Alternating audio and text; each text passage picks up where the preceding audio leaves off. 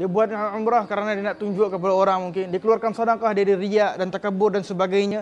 Pasti syaitan akan merosakkan pasal bersumber daripada haram tadi. Lagi satu nak tanya dah. Saya ni mokcur ramailah kawan-kawan yang duduk kat luar sana tu pelakon kan. Memang dia tu dianugerahkan bakat berlakon, menyanyi dan sebagainya. Jadi adalah ramailah orang kata dalam Islam berlakon, menyanyi, terutamanya kepada wanita haram. Jadi bagaimana pendapat Ustaz? Pertamanya kita kena faham daripada hukum asal. Hukum asal suatu pekerjaan tersebut. Pada hukum asal, berlakon dan menyanyi adalah harus. Harus maksudnya kat sini kalau dilakukan tak berdosa pada asalnya. Maksudnya kalau cara dia benda harus ni dalam hukum Islam, kalau buat tak ada apa-apa, tak dapat apa-apa pahala. Kalau tak buat dia tak dapat dosa. Okey, itu perkara harus. Tapi kalau perkara harus tu dilakukan dengan cara yang Allah Taala redha, kan, asalnya tak dapat pahala. Tapi sekarang dia dapat pahala sebab dia ikut syariah compliance. Kalau kita kata tadi cara meniaga, ada cara buat pinjaman loan, kena betul. ada syariah compliance-nya. Berlakon pun. Ya, nak dapat projek, tender. Cara nak dapat tender tu, itu ada pun syariah. menentukan juga sumber rezeki halal ke haram. Kan? Tak boleh under table. Kopi ya. Tak ada istilah tu dalam Islam. Baik, begitu juga di dalam dunia kesenian. Untuk menceburkan diri dalam dunia kesenian, ianya bukan sesuatu yang diharamkan di dalam Islam. Seseorang yang nak gunakan bakat yang dia ada bakat lakonan, nak gunakan bakat tersebut untuk mencari rezeki, tak ada masalah. Nanti tinggal bagaimana cara dia persembahkan perkara tersebut. Nanti Kalau cara nyanyi, itulah. kalau menyanyi pakai seksi-seksi atau apa, dosalah ada. Ya, nanti dia akan diambil kira bagaimana pemakaian dia, kan, dan lakonan tadi bersentuh-sentuh ke antara lelaki dan perempuan. Itu adalah perkara Kalau yang sentuh tak boleh. kalau sentuh Niat dia tak ada apa-apa. itu memang tak boleh lah. Selalu Dalam orang Islam. kata saya tak ada niat apa-apa, saya cuma berlakon saja. Berlakon saja pun haram. Saya nak kena berhenti dah. Kadang-kadang macam kita contoh berlakon dengan budak berlakon dengan budak-budak yang kita anggap macam anak. Dah balik. Jatuh haram dah. Ya, betul. Ya, Tapi kesalahan yang paling besar saya lakukan adalah menghalalkan benda yang haram, iaitu dengan mengatakan bahawa niat saya seperti anak. Apa yang kita dah lakukan pada masa lepas, pintu taubat sentiasa terbuka. Pintu taubat sentiasa terbuka. Bila Allah dah bagi kita cahaya hidayah, di situ kita boleh mula mengorak langkah yang baru. Dan saya memuji apa yang sedang dilakukan sekarang oleh Nurflix. Yang berada di dalam board dan ataupun yang orang utama, sedang dibuat. ada kawan-kawan saya ustaz-ustaz yang memang terlibat. Ya, Dan saya pun pergi tempat syuting. Saya dipanggil juga ke tempat syuting dan sebagainya, dan tengok lakonan tersebut. Memang dia orang jaga syariah, sangat jaga syariah. Maksudnya we can do. Walaupun ini sebagai satu beginning, tapi kita harap ramai pelakon-pelakon khususnya Islam dapat ceburkan diri dalam Nurflix. Bila mereka ada bakat lakonan, kan, mereka dapat sumbang dalam Nurflix. Dalam lakonan juga, tetapi melalui cara yang seperti itu. Ya, kalau bukan tidak bersentuhan. Ya, betul. Kalau bukan Nurflix, dia boleh bersama dengan yang lain, tapi dia tengok skrip, jalan cerita. Kalau dia perlu melakukan perkara yang haram, maka dia bertahan kat situ. Sampaikan ya, Mak Chun. Saya hadir di situ. Sampai waktu solat, semua staf kena berhenti. Solat. Betul. Semua berhenti solat. Betul. Subhanallah. Nurflix. Betul. Dan semua kena jaga berjemaah. Memang semua kena berjemaah bersama-sama, betul, kat dalam Nurflix tu. Bermakna production lain pun yang duk berlakon kat luar sana pun boleh buat benda yang sama. Maknanya peranan director lah. Kerana director khalifah kat dalam production tu. Nahodanya. Maka dialah yang kena menentukan tu. Bermakna berlakon, menyanyi kena tak ada dosa, tetapi kena ikut adab dan hukum Allah jugalah. Saya nak minta lah sedikit nasihat daripada Habib dan Ustaz kepada yang ada kat luar sana tu, kepada usahawan-usahawan kita. usahawan-usahawan orang kita yang bertungkus lumus berusaha. Bukan mudah Habib, bukan mudah Ustaz. Untuk kita membuka minda orang ramai kat luar sana tu nak ubah daripada guna barang A kepada barang B. Walaupun barang B ni barang orang kita yang dijamin halal, tapi barang B tak sama standard dengan barang A sebab tak pernah duduk dekat supermarket besar. Orang tak pernah guna, tapi sebenarnya sama aja kualiti dia. Cuma bukan mudah untuk kita nak memperjuangkan itu, membuka minda masyarakat, khususnya orang kita untuk menyokong atau membeli produk-produk orang-orang Islam, produk-produk orang kita. Jadi mungkin ada sedikit nasihat yang boleh Habib dan Ustaz bagi kepada mereka kat luar sana, kaedah-kaedah dan cara-cara berjaga mereka supaya apa yang mereka makan, apa yang mereka beri dijamin halal untuk keperluan jasad dan rohani mereka. Alhamdulillah, bagi orang-orang yang sedang usaha, ahli perniagaan secara khususnya nak menjual produk yang halal dan nak kedepankan produk-produk daripada orang kita, orang Islam yang sudah pasti halal dan sebagainya.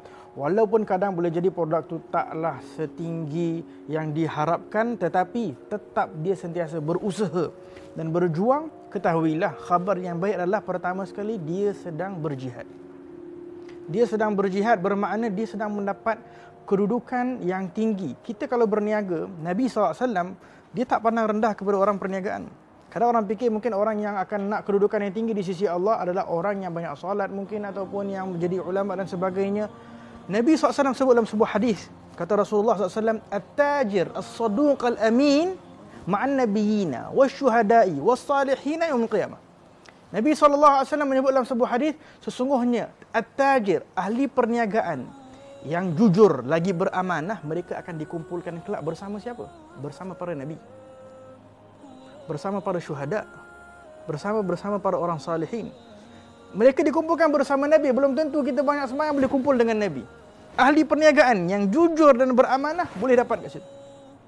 Yang ada perjuangan dia. Yang perjuangan ni tetapi dengan syarat tadi tu. Jujur dan amanah. Betul.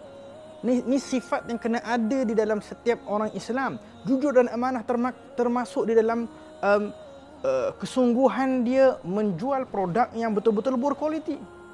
Macam tadi kita dengar Ustaz Iqbal menyebutkan Allah suka bila mana kita buat sesuatu amalan itu kita buat dengan yang terbaik. Jangan kita jual benda yang remeh lepas tu kita duk cakap orang tak mau beli produk kita. Kita usaha untuk sampaikan kualiti yang diinginkan oleh masyarakat.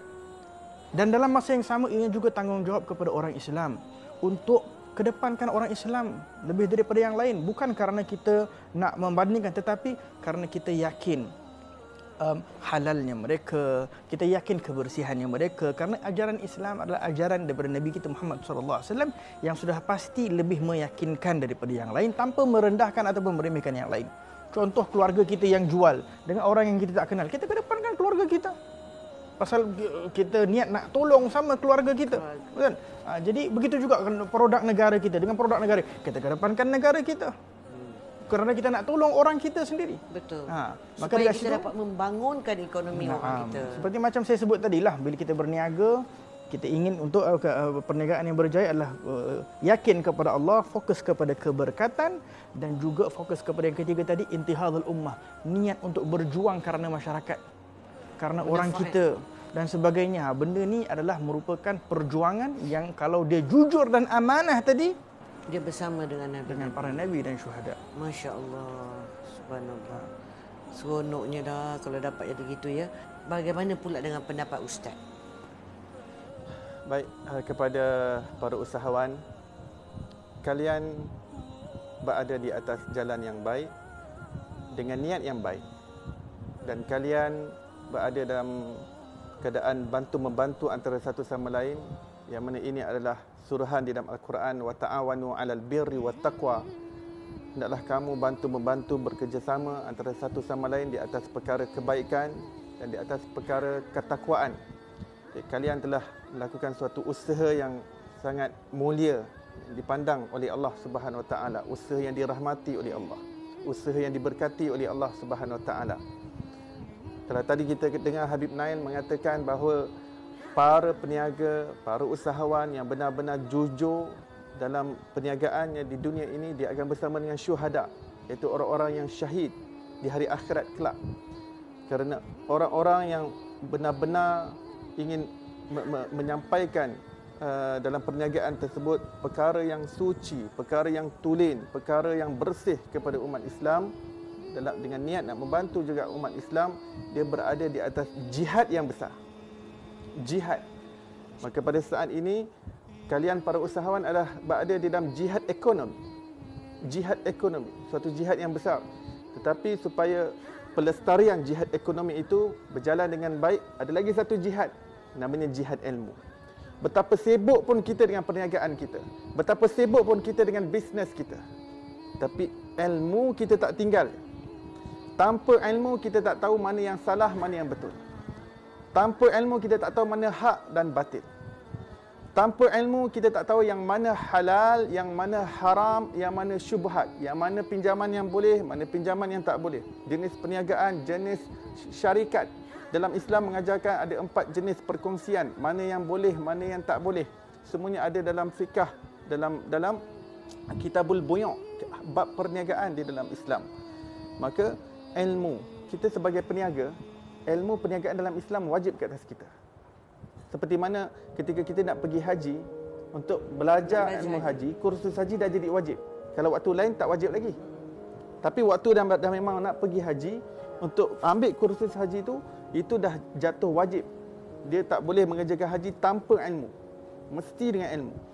Nah, jadi kalau seorang petani, dia kena belajar bab ziraah. Dia kena belajar bab pertanian dalam apa? Dalam fiqh. Dalam bab lain mungkin dia tak wajib.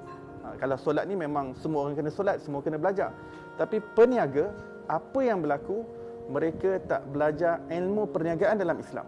Sayyidina Umar Al-Khattab ketika menjadi khalifah, Amirul Mukminin, kata barang siapa yang nak berniaga dalam pasar kami, kalau tak belajar urus niaga dan transaksi di dalam fikih, dalam syariat Islam, jangan masuk dalam pasar kami. Tak dibenarkan buka perniagaan. Masya-Allah. Dalami dulu fikih perniagaan. Belajar fikih perniagaan, dah master, baru jadi peniaga. Tapi apa yang berlaku sekarang ni, orang tak ambil peduli dengan ilmu. Dia kata, saya cari nafkah, saya sibuk dengan bisnes saya sibuk dengan klien saya. Tapi ilmu lintang pukang habis. Ini kita tak mau. Seperti mana kita tahu ekonomi itu jihad, ilmu itu jihad yang lebih besar lagi. Ya. Ekonomi pun kita nak bantu, tapi kita kena ada bekal ilmu. Maka betapa sibuk pun kita. Ya, saya faham, business is busyness. Ya. Ya, business is busyness. Businessman, kita tahu. Tapi macam mana busy pun, kalau kita tak ada ilmu dalam perniagaan, sama ada ilmu tu ilmu Islam atau ilmu perniagaan itu sendiri, akan jahanam lah perniagaan. Betul. Kita kena peruntukkan masa macam mana pun untuk mencari ilmu, meluangkan masa untuk ilmu. Kita jangan tunggu masa lapang ya. Jangan isi masa lapang. Bukan. Jangan tunggu masa lapang datang baru saya nak menuntut ilmu. Masa lapang tak akan datang pada tuan-tuan. Tuan-tuan usahawan, masa lapang tak akan datang pada tuan-tuan. Saya nantilah tunggu ada masa lapang nak menuntut ilmu. Tak akan datang. Sekejap call klien, sekejap ni tender, sekejap bisnes, sekejap sana, company sana, sekejap dalam negara, luar negara. Customer. Konon-konon sibuk sangatlah. Tak ada masa lapang. Tak ada. Tak ada istilah tunggu masa lapang. Kita kena lapangkan masa. Kita kena cari masa untuk menuntut ilmu tu. Kita yang kena luangkan masa. Kita kena peruntukkan masa. Kita yang susun jadual kita. Kita ada schedule dalam hidup kita. Kita tahu mana prioriti. Bab tu memang betul. Letak keutamaan. Betul. Apa tujuan kita hidup di atas dunia? Wallahu a'lam. Masya Allah. Nak tambah satu. Tambah lagi. Boleh. Jadi macam tadi Ustaz Iqbal beritahu tentang kepentingan ilmu ni supaya kita tak terjatuh di dalam benda yang haram. Kadang kita tak tahu benda tu haram, kita terjatuh. Selama ini mungkin dia dah dapat keuntungan tu daripada hasil campuran wang yang haram dan sebagainya, rugi. Sebab tak ada ilmu. Pasal tak ada ilmu memang. Jadi ilmu penting. Dalam masa yang sama, orang yang berniaga juga dia sedang berdakwah. Ini penting. Dia sedang berdakwah. Kita sebagai orang Islam, dakwah ni bukan kerja ustaz. Dakwah ni tanggungjawab setiap orang Islam. Guru kepada guru saya, Habib Ahmad bin Mashhur Taha Al-Haddad, beliau suatu ketika pergi ke negara Afrika, berniaga di sana. Dia buka kedai dia ada jual gula, ada jual tepung, ada jual kopi dan sebagainya. tapi karena dia berniaga kerana akhirah. Berniaga kerana Allah Subhanahu Wa Taala dan mencari di akhirah lebih daripada dunia. Pergi kepada negara orang kafir penuh. Orang kafir datang, orang yang bukan Islam datang, beli kopi, dia bagi hadiah sikit gula. Nah, ni hadiah. Datang beli beras, dia bagi ni hadiah sikit. Muamalah. Jadi orang tu, tak fikir keuntungan ke? Tak rasa rugi ke? Hadiah je. Nah, dia bagi hadiah walaupun kita tak apa, ini Islam ajar kita untuk bermurah hati. Fokus kepada barakah dan sebagainya. Ajaran apa ni? Ajaran Islam. Kami nak masuk Islam.